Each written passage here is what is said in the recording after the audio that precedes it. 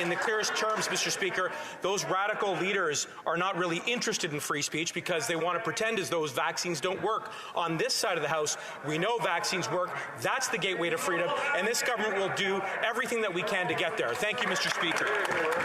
Member for Portage-Lisker. Of course, we all condemn hateful and destructive acts by a few at any protest. Whether it's beheading the statue of Queen Victoria in Manitoba, tearing down the statue of Sir John A. in Montreal, or putting flags on Terry Fox, whether it's burning churches, whether it's wearing blackface, whether it's Hezbollah flags or Nazi flags, we all condemn it. But I'm not talking about that, Mr. Speaker. You might want to stay down. You might want to stay down.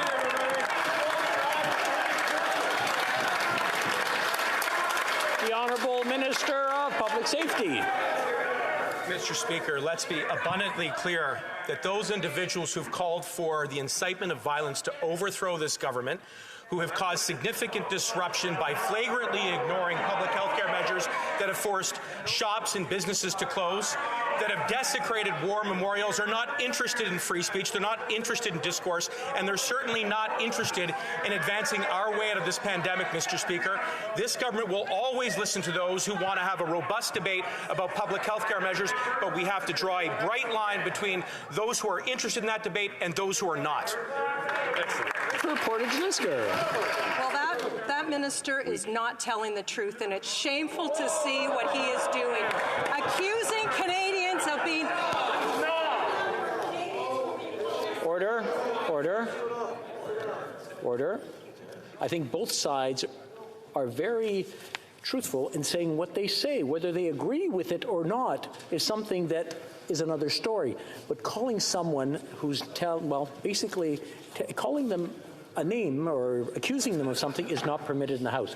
I'll let the honourable member for Portage-Lister start from the top, and I'm sure she'll ask the question correctly.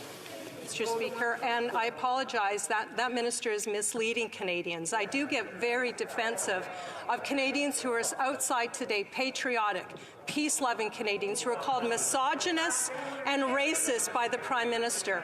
So again, I will ask the Prime Minister, who, may I remind this House, wore blackface on more times than he can remember, apologize to the peace-loving, patriotic Canadians who are outside right now just asking to be heard. Will he speak to them?